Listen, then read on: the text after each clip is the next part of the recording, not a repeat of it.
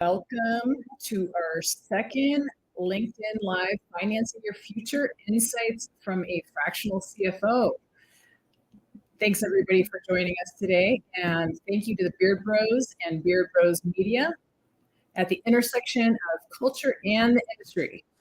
So founded in April 2018, Beard Bros Media is a direct extension of the minds behind Beard Bros Farms. Special thanks to Bill and Jeff, founder of the Beard Bros Farms and Media, and Brian Holler, the CMO for Beard Bros. Stay tuned as we all hit the road in Q3 and Q4 all over the country, namely here with yours truly, Elliot Lane of Benzinga Capital Conference in Benzinga. They both have local and national events and upcoming conferences that we'll be attending, including Benzinga Capital Conference, Chicago, Illinois, that will be October 8th, and the more local market spotlight in California and Anaheim on November 11th. So welcome, Elliot. How are you? I am great. Rachel, how are you? Thanks for having me on. Thanks for being here. Oh, I'm pumped. I'm excited. I love the Beard Bros. I watch all of your videos. So I think I'm the one who's blessed here. Said it on LinkedIn the other day, but you are a powerhouse when it comes to cannabis finance. So thank you for letting me grace the screen with you. Definitely. And so happy to see you here on LinkedIn Live. We get to see each other in person all throughout the country. I saw you in Florida recently, and then I saw you in Culver City, California a few months before that, I think. And so you guys are all over the place. It's been a busy year. Normally, I think people know us for our two larger events throughout the year in South Florida and then in Chicago, upcoming, which you mentioned. But this year, we invested more into the space, of which we can get into in a little bit. I'm not sure if you want to jump right in, but we wanted to go on the road a little bit, right? The idea was originally roadshow-esque, but it's not a true roadshow. We're not doing this 1 week after the next, right? We're putting a lot of thought and intention into the markets we visit, but it's still it's been a lot of fun and honestly incredibly educational for me and the rest of our staff to go a little bit deeper into these markets. Well, and I want to say on that note, I thank you for bringing the industry together, because that's what we need. We need both a local platform and a national platform, and a way to get together the best of minds and the folks that are actually very serious about the industry, from operators, ancillary brands, everything. So you really pull everybody together. And no, thank you for coming. Really good feedback. Thank you for coming, right? Thanks to everybody for supporting and participating in our events. Events are meant strictly to be a place where business gets done, right? Whether it's on the consumer level or the B2B business level. And it's our job to make sure that value is easily achievable. But it does not happen, without the right people there. So it's continually us thanking our audience for joining us. Definitely. So give us a little background on you. So I jumped into Benzinga. It's 6.5 years ago, probably closer to 7 here in October. I was a standard business development rep, but I was not strictly cannabis, right? Benzinga, which we can dive into a little bit larger here, is much larger than one industry. But I was working on the events team. So naturally for us, that was a heavy dose of cannabis. After a while, especially leaning into COVID, Benzinga went virtual relatively quickly. So I started hosting our Cannabis Insider podcast, of which I actually didn't start. That was our chairman, then CEO, Jason Raznick, who started that with a few of our other leadership. And naturally, they got a little too busy, a little too ahead of their skis. But I saw an opportunity there for us to provide value, for us to provide a platform for executives and companies throughout the industry. So I kind of, before they laid it to rest, I basically was like, hold up, let me jump in. Let me try and see what we can do with this. And I think that podcast really provided a lot of insights, especially for our audience, to what's actually happening in the cannabis space. So we spoke with executives from, C-suites of the larger MSOs down to startups, in Colorado and California, right? We spoke to executives everywhere, all across the world, internationally. And that, to me, is where I really started to understand the cannabis space, is just listening to executives, listening to what their obstacles were, how they were strategizing and driving profitability if they could, right? In a tough market. So just listening to executives and then providing them a space where they could tell their story. I thoroughly enjoyed it. We actually still host that podcast, just not me. It's two of our amazing writers in Patricio Little and Abby Higginbotham, and then Nico Rodriguez also steps in every now and then. But we still have that podcast of which they host executives all the time. But for me, that was how I expanded my network. Really, I think it's how we expanded to people, such as Beard Bros, albeit I didn't meet them at the podcast, but, that sort of media is where I ended up in order to meet Beard Bros. So, Right. It's been, I think, really fun and value added to the space. And so with that, all along the way, my job was still events, right? My job was still growing that. So I was able to take those relationships I made in those interviews and feature them in person, right? Help them connect to their peers and, investors, on a more personal level. So that is the journey, probably a little bit more long-winded than you were planning. No, that's great. I just didn't know you were a co-podcaster here. So, for several years, but not for several months now. Well, you're doing great. You're doing great. Yes. Speaking of which, we just, my camera started working about 30 seconds before we became live. And so we had some little jokes kind of backstage, diamonds are made under pressure, which I absolutely love. And it's so relevant for this industry because we're in such a pressure cooker on so many different levels. I guess do you want to chat about what you heard in, say, your podcasts? Were there common themes and meet with executives? What are some of the struggles? Just some of the common themes. Yeah. Well, I don't think it's a surprise to anybody listening in or even yourself, right? I think the main topics that we are always talking about are always the topics that entrepreneurs are paying attention to. Whether at the time of the podcast, a lot of our discussions centered around congressional participation on the federal level, such as safe banking. We spoke with several people who were heads down and very hands-on with the Climb Act. We've had U.S. Representatives Dave Joyce and Brian Mast on our show, right? So just really understanding, from that level, what they want to do and how they see the space growing, down to the people who are actually building it.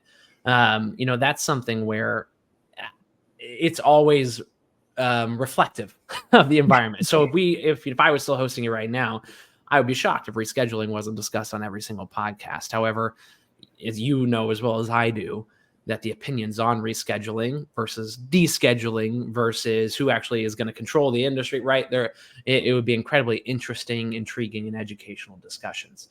Right. But it all comes down to me talking about the opportunity of the industry. So that's how we would form our interviews, our questions, our shows was how is this business investable versus how are they participating in what we hope will be a more investable market. And that was the premise of our show because of our larger listenership. They're either cannabis professionals participating and wanting that investment, or they're investors looking at the market overall. Right. Yeah, and we're definitely going to touch on rescheduling. That's part of what we're going to talk about. Tell me about Benzinga as a business, what we might not know. And I just learned actually in the last week myself about Benzinga. And this is my personal campaign is to unite the true ethos of Benzinga with what everybody thinks of when they think of us within the cannabis space. And right now, I feel like what people probably know us for are either our cannabis coverage, right, our articles, or our conferences, probably more so our events. But Benzinga was started 14 years ago, and we are, in 2 words, financial media. We are in the same breath, not the same breath maybe, but in the same vein Mhm. as a Yahoo Finance, a Bloomberg, a Reuters, a Seeking Alpha, a Motley Fool, a Benzinga, right? We're the, I think, I don't know, 18th, 19th largest digital publication when it comes to financial media in the US. So our whole ethos is driving in investor education, information, news, and very quick to the individual audience so that they can invest and grow their personal wealth with the same, I would say, resources as an Mhm. institution does. Right. So institutions have been trading and investing on this information for decades and decades. Right. But individuals haven't had that benefit. Right. Unless they, they're advanced investors and they work through, some sort of trading technology. Whereas Benzinga and others, to respect them as well, have developed a very quick and insightful news platform, both paid and free, depending on what level of access you want, to get them that information. And we are all about the individual. We are 25 to 44-year-old middle class dudes. Right? I think, we have a lot of women that read our information as well. But just looking at demographics of those who trade stocks, Mhm. that's pretty reflective of that audience. Mhm. And that we try to bring those emerging markets, right? Like cannabis, like crypto, like psychedelics, like fractionalized real estate investing, like crowdfunding opportunities, right? Things that you and I as individuals can participate in and grow our Yeah. wealth. That's where Benzinga lives. And so with cannabis, we jumped in covering stocks, right?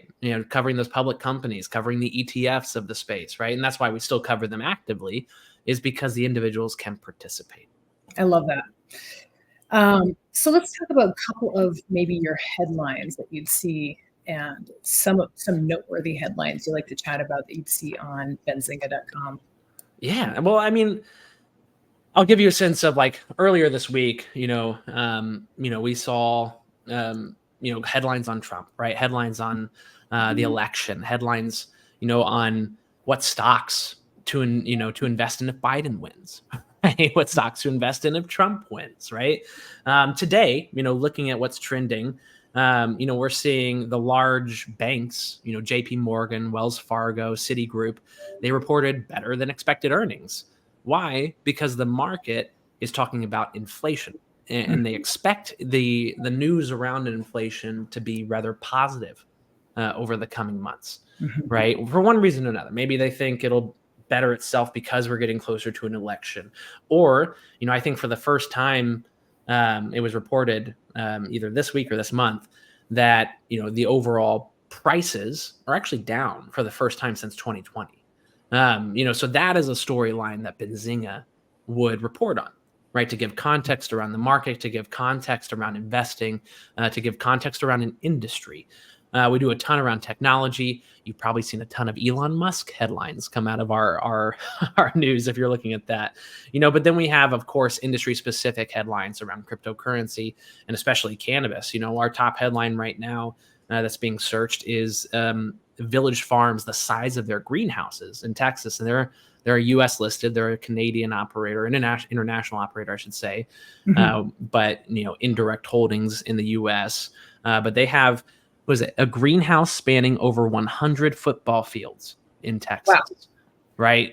So we cover the industry both from an operational standpoint to a financial standpoint, giving people the insights of how these businesses are growing. We cover product launches, we cover dispensary openings. We cover, I would say, roughly 30 plus articles a day around the cannabis space on benzinga.com/cannabis. There's never a shortage of news in this space, and you can find a lot of it in Benzinga.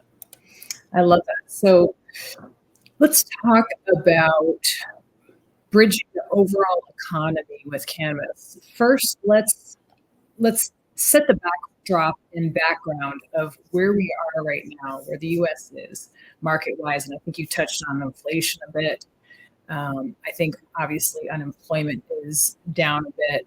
Um, what is the ecosystem that is the backdrop for cannabis right now The ecosystem of media, of market? uh, I'm sorry, of the market, of the the market. financial Gotcha. markets. Yeah, Yeah. gotcha. So I mean, again, and I would say not a surprise to anybody here, but liquidity is tough to come by, right? Mhm. Cash is hard. So you saw, actually, I would say probably like middle to end of last year, and this was interesting when I was doing the podcast, is to see what marker within a public company's earnings in the cannabis space did investors judge their success by? And that marker actually shifted from season to season, right? From quarter to quarter. But probably for the past year, free cash flow and operating cash flow has been a marker that a lot of investors and analysts were talking about. I think that's probably starting to shift again, right? To discussions around debt and making sure that we're refinancing, because there are several companies in 2024 that need to refinance their debt. There are going to be tons of companies in 2025 that will need to refinance their debt. This is all on the public company side, in terms of what we're able to know and see.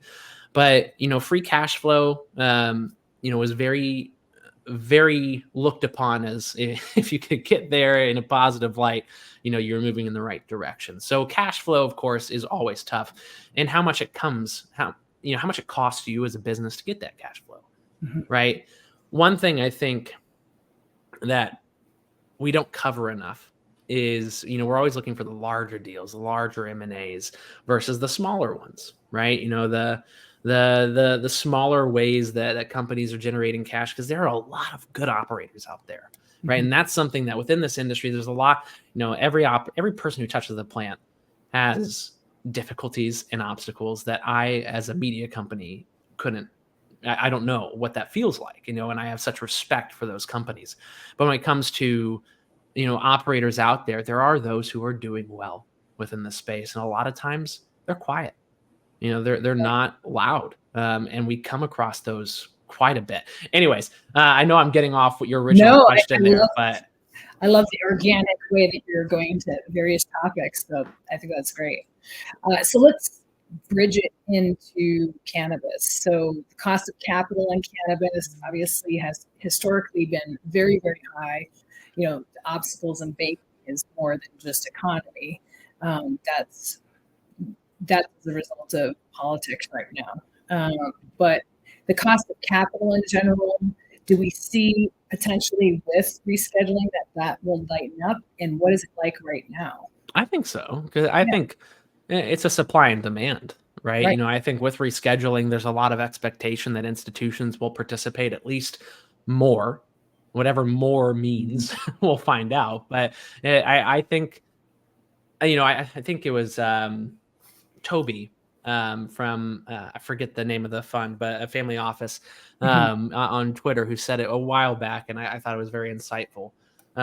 Was basically, like, investors don't need the growth between where we are now and rescheduling taking place.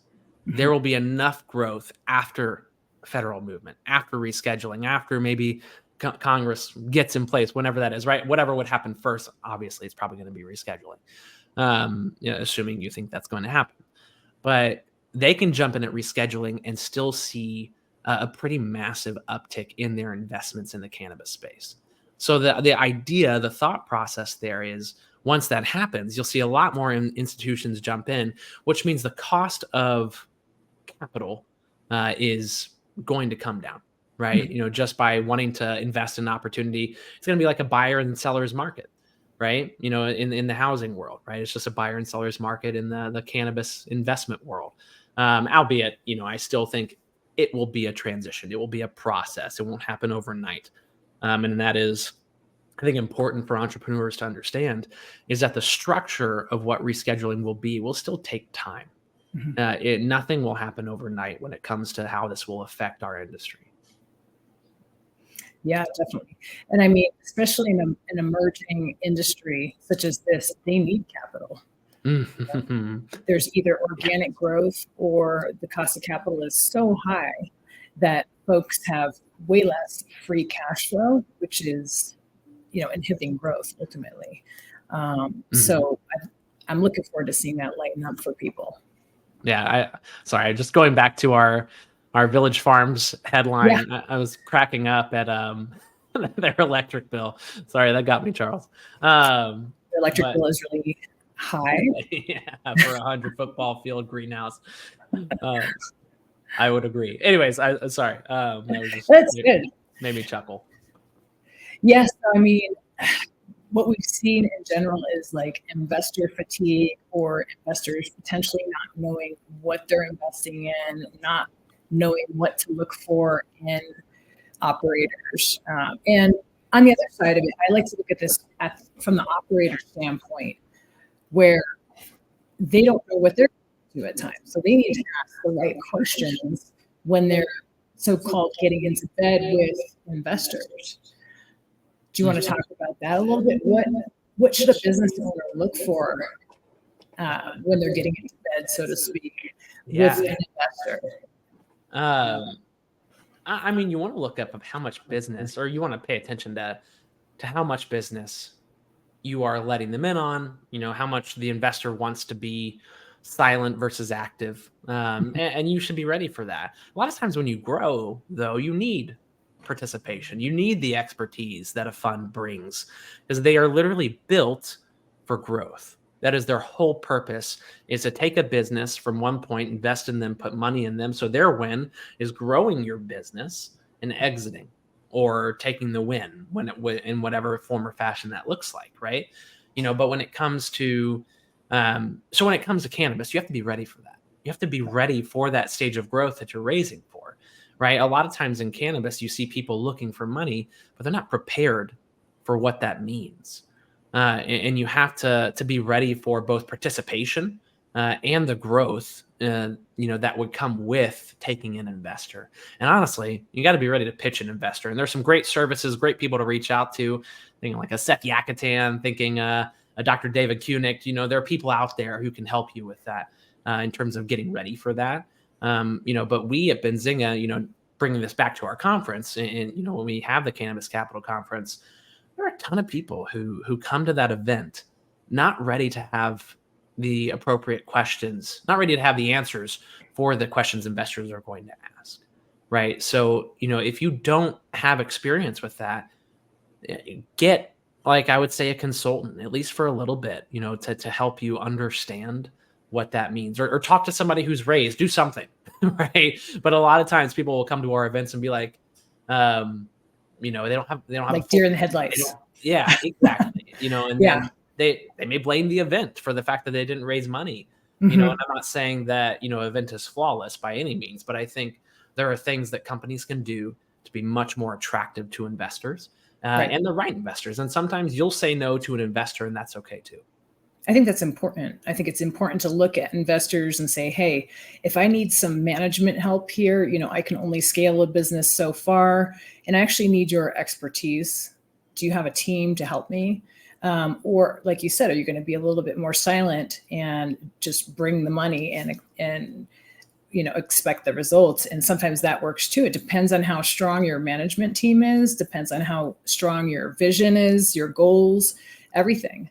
So you have to know how much of your company you're willing to give up. You have to know how much, we've all watched the show Shark Tank. That's the whole conundrum. Whenever you have offers that are made from the sharks, right? They're asking for, they want to put less money in for more equity ownership of your company, right? You want to give them less ownership of your company for more money, right? So that's a lot of the negotiating power there. But right now, the investors are, when they give equity, they're taking a lot in return, right? So that's the cost. Stakes are very high right now. Exactly. Yeah. And what would you say is prepared for just a few bullet points? Well, I think just what we went over, right, in terms of understanding how much of your company, like understanding the questions that they're going to ask, as in what is your ask, right? How much are you looking to raise, and what are you going to use it for, right? Understand what you're going to put that money to, right? And a lot of people do not have the answers to those questions. Right. Well, and if you have a company that you're not operating very well to begin with, I hate to say, adding money to that problem is not going to make the problem go away. So what you have to prove as a business owner is you have a method, you have efficiencies, you have a goal, you have a plan, you have a management team that essentially knows how to work together. And so you can execute that plan. what I see quite often is not the strongest management teams or a lot of issues within the management team. So it's almost like Congress. You can't get anywhere with it, So these are all the things to look at. And I think when business owners are looking at whether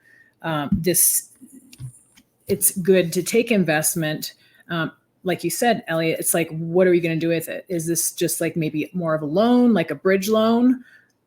We need it for operating expenses for the short term because we just opened a new store, for example, and we just sunk a bunch of money into a new store. And now we have lack of operating capital.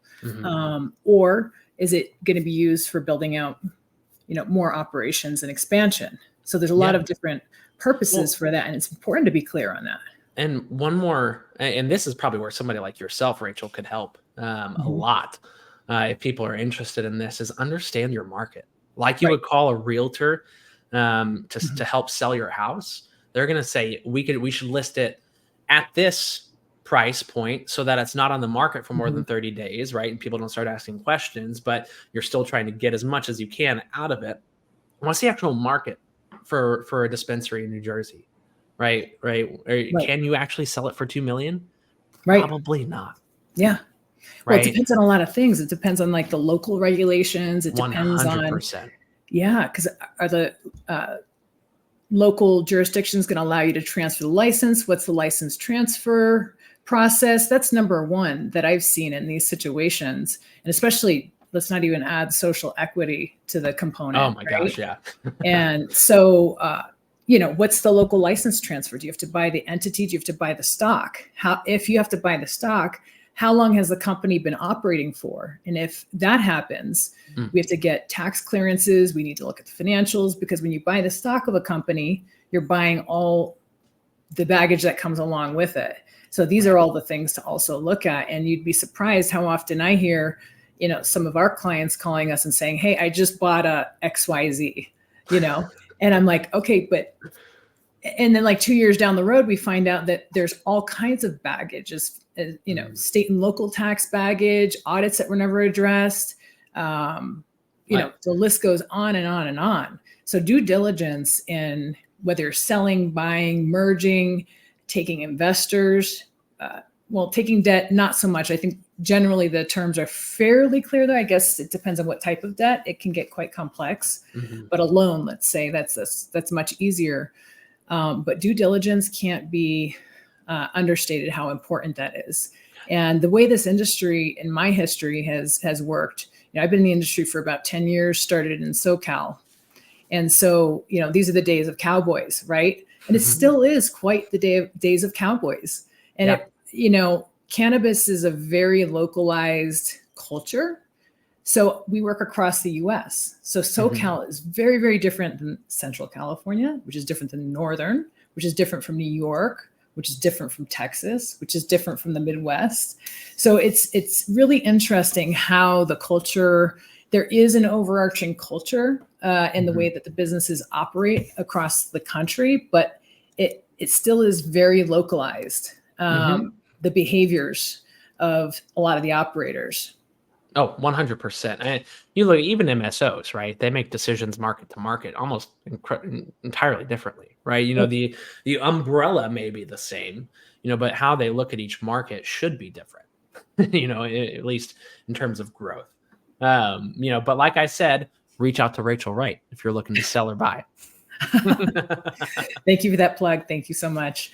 Yeah, I mean, usually what I do is I team up directly with an attorney. You have to have an attorney, ideally, and an accountant by your side, and you can't have really one without the other. Both have to understand what the LOI is, and like you said, the investors. Who are you getting involved with? I actually even look at, if you have to stay involved with that company for a long time, and you essentially have to work with them for a long time. For some type of compensation plan. Who are these people? So if you're tied with them for a very long time, you got to understand who they are. Is this a kind of group that you can work with? Are they folks that have integrity? So these are, and then do you have integrity too as an operator? Are you? So it goes both ways, And it's a Absolutely. real give situation, but you just got to make sure these are the right folks for you to get involved with, and vice versa. That's why they do their due diligence. And, I think we need to look at this industry as we all need each other in a lot of ways. There's a little bit of, I don't want to say infighting within the industry, but yeah, I guess I could say it like that. I think there's 100% in That's this industry. yeah. So maybe not candy coat it. It is what it is. People look at investors as enemy, and I don't think investors look at operators as the enemy. I think they look at those with maybe askance with what are they maybe hiding, because historically the industry has, in my experience, I'm just speaking from my experience, we're going to present our best foot forward as operators. So but in the long term, and as the industry becomes more and more mainstream, the more and more we're going to need each other. Well, this is a great point, actually, that Marjo, and also she says you're the boss, and I agree. That's a great point. One. Second great point is it's exactly referencing our earlier point, though, of know what you would part ways with equity wise, in an investment, right? Understand the market and what investors want, and hesitate going to market if you're not ready for those terms. Right. So I think to your point, due diligence is massively necessary. And to our earlier point, you may not be ready you may not want to work with the terms right now that would require you to grow in the way that a fund would help you grow.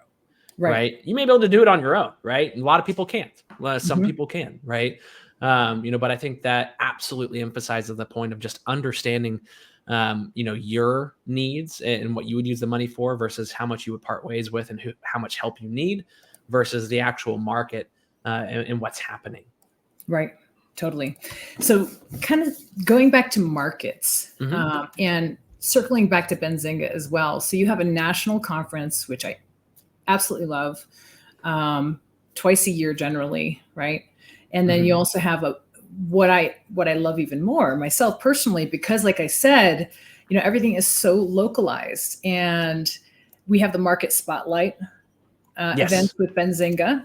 The one I went to was in Culver City. I think a bunch of folks just went to the one in New Jersey. And how did you decide to start doing those types of events? Well,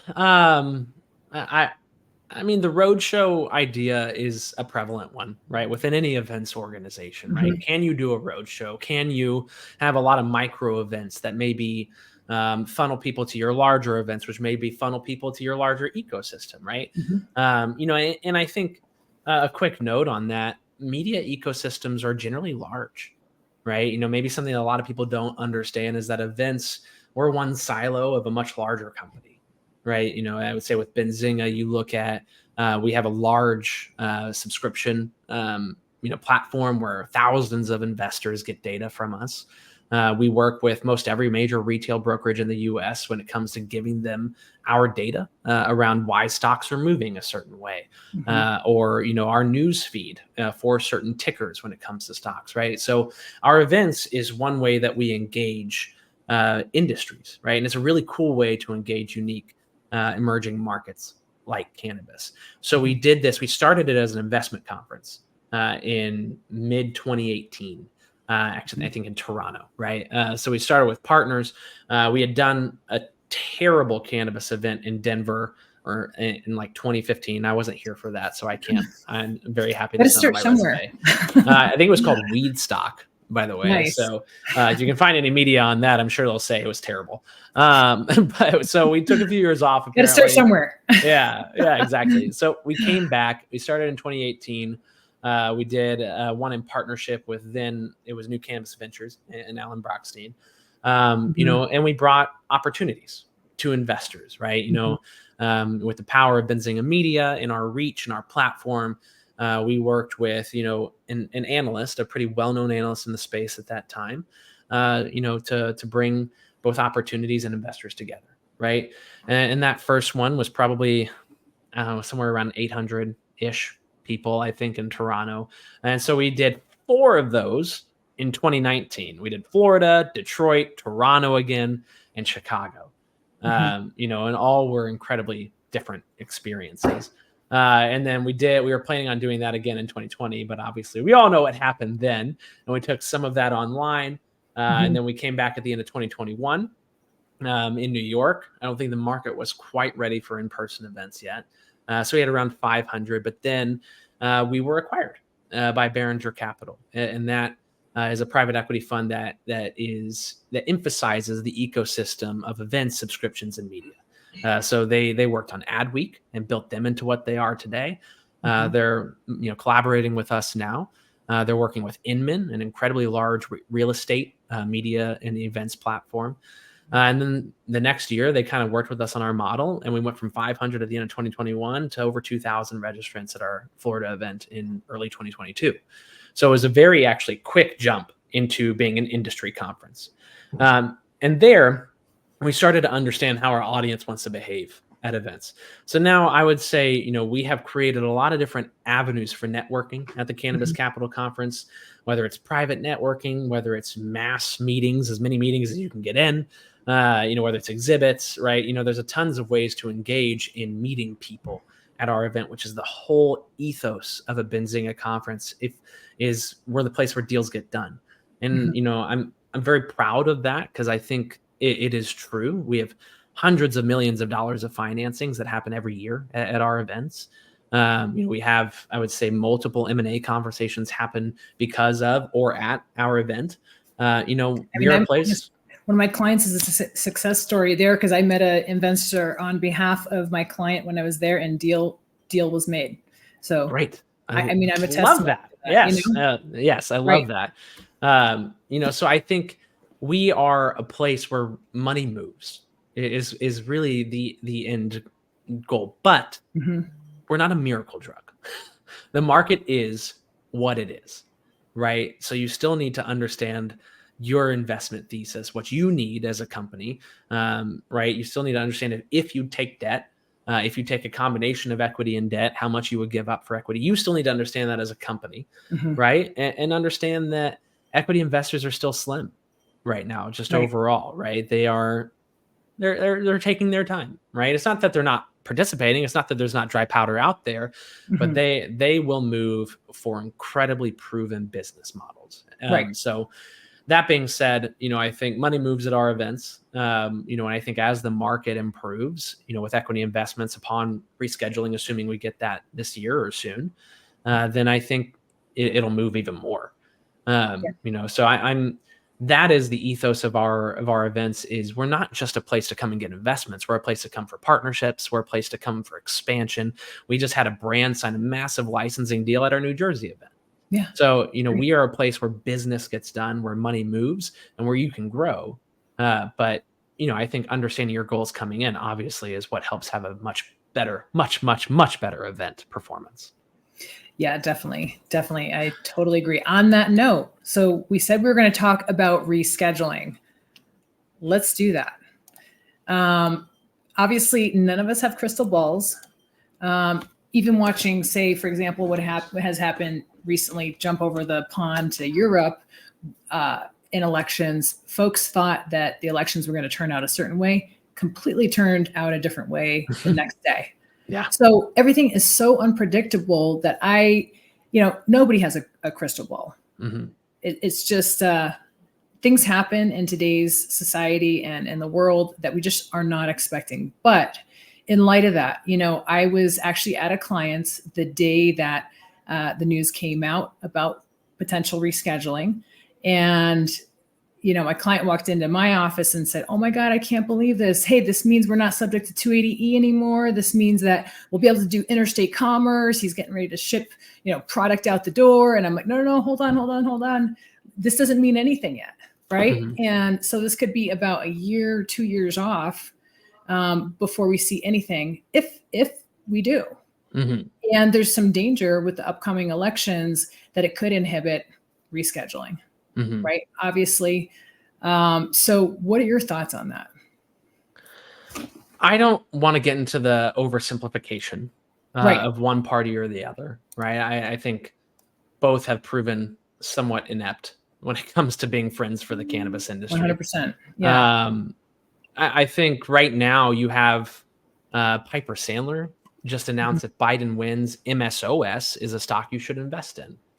I agree with the investor I saw this from, which again, I think it was Toby on Twitter. Recommend him as a follow. Great follow. That's lazy man's thinking per Toby, right? I think there are plenty of friends on the GOP side of politics that are pushing for cannabis, i.e. David Joyce, i.e. Brian Mast, i.e. Reschenthaler, right? Who is not a friend of the Democrats, right? But you look at the congressional committee led by the GOP that's looking to potentially block rescheduling and understand why Biden even made this recommendation, or Biden's administration made the recommendation, right? So they're attacking more the administration, I think, but cannabis is that collateral damage there. If that should get through to an actual floor vote, Right. maybe. Do I think it will? I don't think so. I don't think that is something that will have a ton of legs. But when it comes to, the Democratic side of things, obviously, we wanted a lot more to happen in a Biden presidency, that we didn't get. And here at the end, we're anticipating, we're hoping for rescheduling. I know the Chevron ruling put a lot of people off last week, but that, I think it was because of comments from the law firm that was doing the Commerce Clause lawsuit. And that was actually taken out of context initially around what that meant for rescheduling. So rescheduling is going to be brought up in every single conversation. But the fact of the matter is that it has good legs right now still. There's a lot of potential downfalls in it. But if it happens, 280E may go away. Would an excise tax come and take its place per, I think you've said that in the past, right? Potentially, or others have said that in the past. We just don't know what that final structure looks like. Right. So I think you as a business have to expect that it doesn't happen if you can, right? And have to prepare for the worst and run as a business that if you found additional liquidity because you didn't have to pay a tax, obviously that's icing on the cake. If it's possible, obviously, listen, it's a lot easier said than done. This industry is running some people ragged, and I hope to God that we get rescheduling soon. Yeah, it's not just investor fatigue, it's operator fatigue, it's ancillary fatigue. I've seen a lot of advisors kind of come and go because this industry is just brutal, and operators are doing the best they can. We're ducking and dodging and trying to figure out the best way forward. And this was just kind of, we need to hear good news. We need to hear good news, but we also need to be realistic and plan for right now. So, rescheduling for me, it might take away 280E. I think that's amazing, but the government giveth and the government taketh away. And sometimes they take it away and, they take it away even worse, And so we always need to prepare. And, for me, I definitely don't want to get too much into taxes, but there's a lot of options out there where businesses actually don't have to pay as much as they think they need to pay with 280E. I've been through a ton of audits, been able to successfully help clients and things like that, as well as other advisors have been able to as well. I'm not the only one. But there's a lot of things out there that you can do. Okay. And so if you do it wisely, I think you can keep that money in your pocket right now. There's a lot of aggressive options, very, very aggressive options. There's a little bit more middle of the road. There's a little bit more conservative options, and depends on who you are, who you're involved with in business, whether you want to take those more aggressive options are and what your future is. Kind of circling back to investors don't like to see risky tax positions, but if you're not in that position, you don't need investment and you have a high risk tolerance, then hey, So I would say we need to live for today and think outside the box. And again, to me, 280E shouldn't be as big of a deal as some folks are making it out to be. I just don't see the effects, having done this for about 10 years, that if you think a little bit outside the box, obviously you have to do things legally. It shouldn't have as much of an impact as the numbers that I hear kind of thrown around, Yeah. So. And, in respect to like businesses, I would say like overall state taxes, like in California, are right. magnanimously like Yeah. the ones that are causing a lot of issues, right?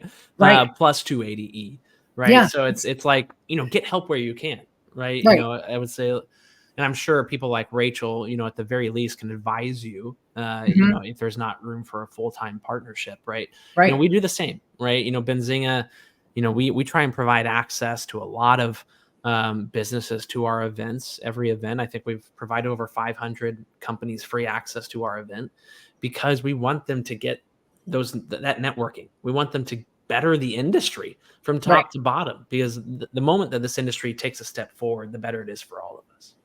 So, Well, and that speaks to the power of community and the power of actually working together. I really believe everybody should work together as much as possible and avoid as much infighting within the industry as possible. I know there's a lot of controversies and things like that, and it's kind of a microcosm of the country as a whole, because I think if people can avoid arguing about small things, right, and look at the big goal, which is we need to make this industry, the small and medium-sized operators, viable.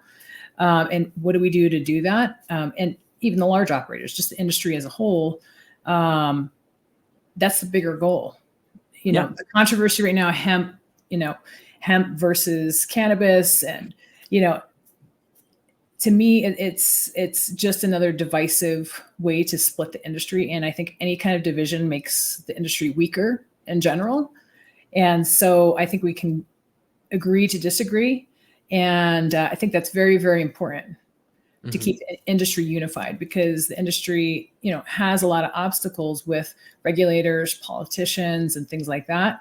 And I think the people obviously need to unite. Operators need to unite, and that's the only way that we can be a force for change. Oh yeah, In taxes, regulators, things like that. we had it set at our 2023 Hmm. Florida cannabis event. We had Representative Dean Phillips Hmm. come, and he talked to U.S. Representative Troy Carter. And Phillips was very clear, and he was very straightforward with the audience that day. Obviously, not it was your fault, audience, but like what he's experienced is that there's a very ununified lobbying front from this Right. industry. Right. There's different lobbying groups that are doing different things and asking for different things. And they're not even close to asking for Mhm. the same thing. Right. Right. And without pointing fingers, because at least at least those lobbying firms are there, I guess, right? Hmm. But we as an industry are not helping, unfortunately, ourselves on the federal landscape, good or bad, right? I think Hmm. there's we can hash that out internally in this space, but Hmm. just to hear what he had to say, that you need to come to us at Congress with a unified voice, I Yes. thought was very telling. And I'm not sure we're there yet in terms of the lobbying efforts. Now, there are Right. some great lobbyists in the industry, and it's not what I'm saying. It's more Right. so the communication from the industry to Congress is just not the same from different people. Totally. Totally. I mean, if we have limited lobbying resources, and I mean financial resources, and let's just be frank, it costs a lot of money to A support lot of money. lobbyists. So are you Yes. going to divide the pie, divide the, uh, whatever causes you're trying to support, and you're going to divide it. So that lack of unification is not going to get things Right. over the finish line. So that makes it Well, very, very yeah, difficult. and I think, Yeah. we're also not being helped as an industry from regulations, Right. understanding what even we should be asking for. So maybe a catch-22 there. Hmm. But at the same time, one of these days we will have to unify for one reason or another, and I hope it's sooner rather than later. But hopefully rescheduling helps us take it Right. there, and hopefully we get a Garland memo to go along with it, or some memo to go along with it. All that said, I think going back to your point about Hmm. community, I think that's exactly what Benzinga is and what other Yes. events are, right? It's not just us. In Hmm. my, we work with all the events in the space to, Hmm. because rising tide lifts all ships. MJ Biz is a great partner of ours at Benzinga. We Right. work with, we talk to MJ Impact all the time. We want to make sure that you find value in events, right? Because Hmm. events are there to help you with your business. Events are there to help you grow, help you find strategies, right, that you can employ the next day.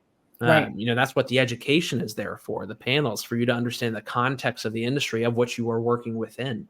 right? So, and I will say there's nothing like the conversations you have at events, whether it's a happy hour you go to thrown by 420 CPA and Beer Bros, or whether it's the Benzinga Cannabis Capital Conference or MJ Biz in Vegas, right? Having those conversations is always going to be valuable, right? You will always meet somebody where at the very least you can refer, you can partner, right? Or you may meet somebody that wants to put money into your business because you may be, excuse my language, kick ass, right? And you wouldn't have gotten that if you hadn't gone out there, right? You may come across somebody who may want to buy your dispensary, right? Or maybe there's co-ownership. I don't know, right? There's tons of things that come out of conversation. Just the sharing of knowledge in general. Exactly. It's like that rises all ships, as well as just the conversations and educating. And sometimes, you don't get anything out of it. You just educate, and it helps the industry as a whole. And I think that's really important. I see a lot of that happening at events, which to me are like the lifeline and lifeblood of the industry as well, because we are a very relationship-based industry, which is why I love it. We see people in any geography, in the Northeast and the Midwest, everywhere. And we're all kind of working in the same direction in general. But it's those relationships that get formed. We see each other on Zoom, then we see each other in person, and then we get to know about each other, even sometimes on a more personal level. And then we're just more bought in to the relationship. So I think I've never seen such an industry that's so relationship oriented and so collaborative. So, I kind of talked about the division, but on the other side of that, there's folks are like renegades. We're on the forefront. We're collaborative. We thrive based on relationships. We're very real. Exactly. Authentic is like key. You can't get through the doors if you're not authentic, because people are going to kick you right out. And that's exactly what happens, Yeah. So they won't accept you, Yeah. This is, sorry. Yeah. Yeah. This industry is, it's exciting, right? I saw a post from David, who is the CEO and founder of Flower Hire, right? And the first line was, "We get to do this." I saw that. I'm sure a lot of people saw that are watching here, right? It was a great post, right? I think that shot of optimism is what events can do, right? Honestly, when, I'll be real with you guys, going into our Florida event this spring, I was kind of nervous. I thought it might have been a little bit of a shit show. But it came out really, really well. And I think impartial reasoning is because people were optimistic, and that then the sense of optimism will always help more business get done. Right. And I think, looking at what happened in Florida, a ton of money moved. So all that said, I think, just to, I know we're coming to time here, but, for me, how you can engage with Benzinga, first and foremost, we are media. We are a media publication, and please engage us as such. We want to cover your news. We want to cover what's happening in the markets that you work within, right? It's up to the editor. I'm not a part of the editorial desk, but cannabisnews@benzinga.com, if you ever want to put your company out there to get coverage. They cover as much as they can. We have a team of writers that's international, that's working around the clock on our cannabis articles. So that is something where, if you are a company and you have news, please put it in front of us. The worst that they can say is maybe not now, right? But they cover news from startups to public companies every single day. Beyond that, our events, Benzinga Cannabis Capital Conference, October 8th and 9th. It's just bzcannabis.com to go check that out. We'll have a variety of speakers there, from Congress people. We have a billionaire Tesla investor that's speaking at the event that hasn't spoken on cannabis in years. So we're going to have phenomenal capital markets discussions. We're going to have phenomenal retail and CPG discussions. And then last but not least, as you mentioned, the State Market Series. And I appreciate you being so supportive of that. Sincerely, Rachel. But that's something that we're very excited about. We did it in Culver City in February. We did New Brunswick, New Jersey in June. We have one more in Anaheim, Southern California, November 12th.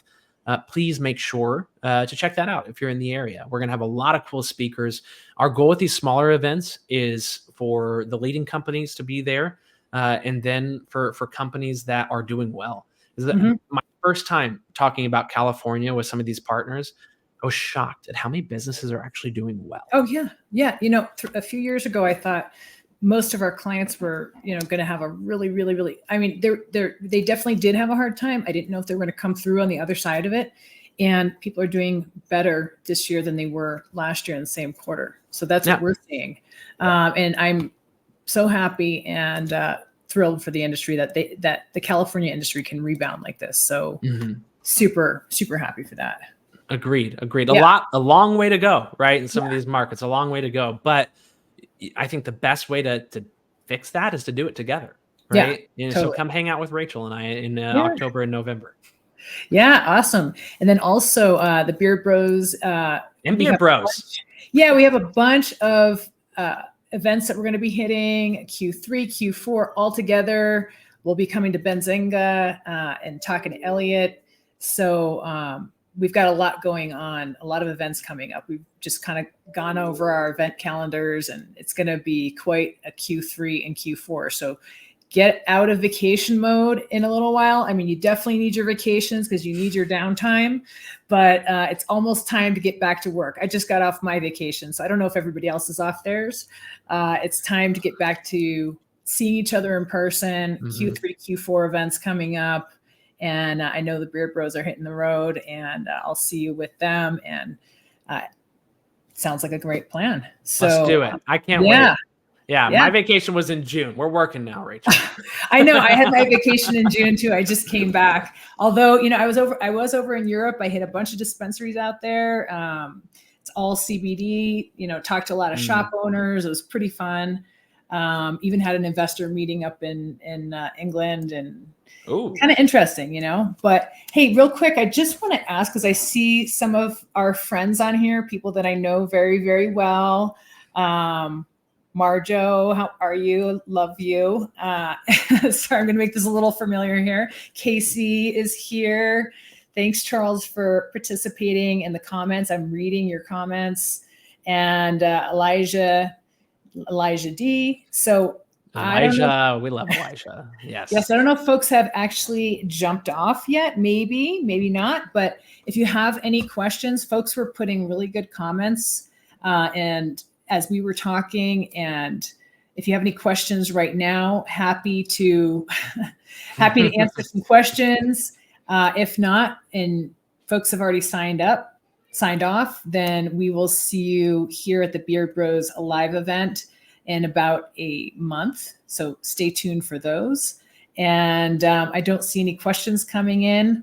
And I see, it's funny, Florian, our CMO of our company, he said, Rachel doesn't have downtimes. Oh my gosh. Yes, I do. A little bit. I really do. I don't know about you, Elliot. Did you have some downtime on your vacation? Let's just get a little, under the hood here. I'll give you a sense of what I was dealing with on my vacation. Is my boss called me and told me we're moving the California event from July 23rd to November 12th. So then on my vacation, I had to reach out to all of my current speakers and be like, hey, sorry, but so I was like, downtime is, it's your perspective of what downtime means, I guess, right?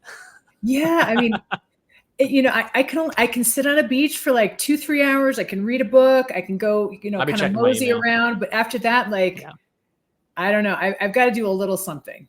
Oh yeah, no, I'm with you. I don't think I've ever logged off for a full day. So right, no. I don't know what that looks like. But I mean, so just kind of speaking to that, we've got 2 more minutes on a more personal, familiar topic. This industry, the way I feel, it's there's so many things that we're working on. There's so many battles we're fighting on so many fronts that we actually do really have to take some downtime, No, mental health, right? It can suffer this day and age, not just in cannabis, but in cannabis, y'all, it's tough.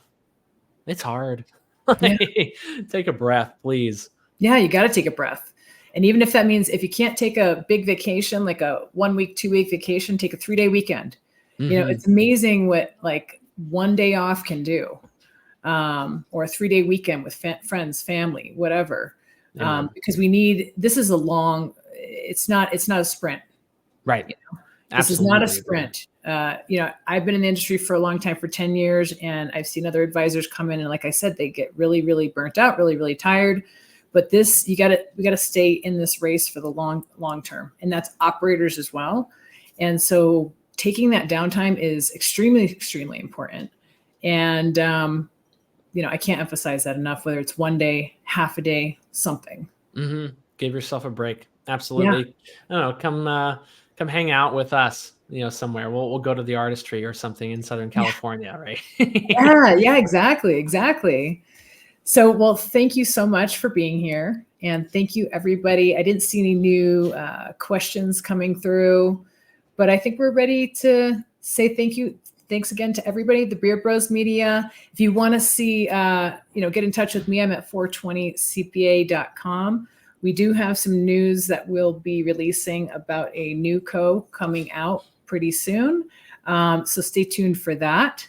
And we also have some blog material that we try to keep up on informing the industry that we'll be submitting now to you, Elliot, because I heard that. We want it.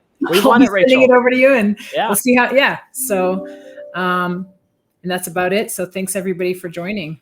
All right. Thank you, Rachel. Thank you, you, Beard so Bros. much, Elliot. Appreciate it. Thanks to the Beard Bros. Bye, guys.